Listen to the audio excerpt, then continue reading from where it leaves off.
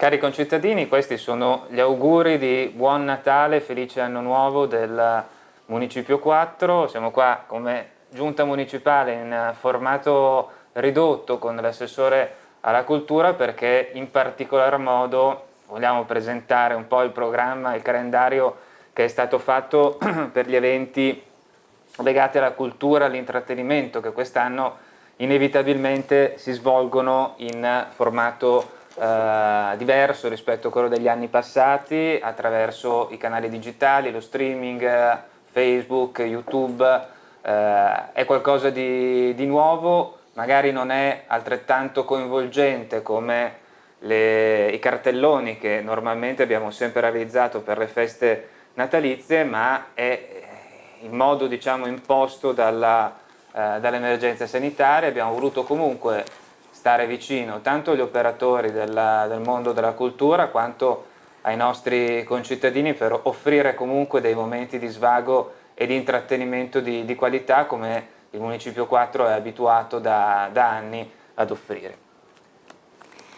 Buonasera, in effetti il nostro municipio è sempre stato molto sensibile al tema della cultura, del teatro e dello spettacolo in generale. Mai come quest'anno abbiamo sentito la necessità di incrementare questi eventi, appunto a distanza, nel rispetto dei protocolli dell'anti-Covid di sicurezza, ma ciò non di meno abbiamo cercato di essere accanto a quegli operatori, quegli uomini e quelle donne che hanno fatto dello spettacolo non solo un lavoro, una professione, ma una passione. Mai come oggi, infatti, il comparto dello spettacolo ha subito gravissimi danni e quindi volevamo come municipio e quindi come istituzioni essere vicini perché crediamo moltissimo nell'importanza e nella forza sia per la cura dell'anima che per quella anche del corpo della bellezza della musica o del teatro o dello spettacolo in generale. E quindi vi invitiamo a partecipare. Avanti, avanti. So che siete qui in conferenza, no, è una videoconferenza questa? No, stavamo presentando le iniziative culturali del allora vi ho disturbato. No, ma scherza. Ma si accomodi. Grazie. No, niente, abbiamo finito di girare e adesso dobbiamo montare tutta l'ambaradan. Abbiamo pochissimo tempo perché oggi è il giorno che precede e quindi... Ma è venuto bene, eh? Sì, benissimo. Soddisfatto? Sì.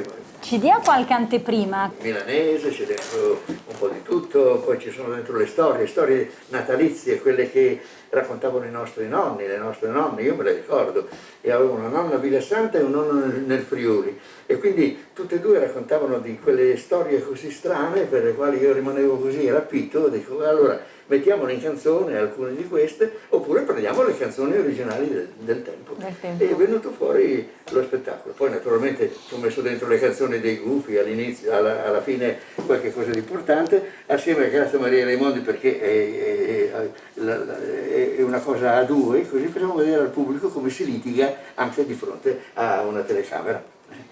Si ricordi che è Natale, non bisogna litigare troppo però. Sono litigate di Natale. A Natale siamo tutti più buoni, siamo tutti più buoni a Natale. Sì, hanno tutto un fondamento buono, non spacchiamo piatti, non tiriamo dentro, però c'è questa diciamo così, questa corrispondenza un po' vivace, ecco, come si può dire.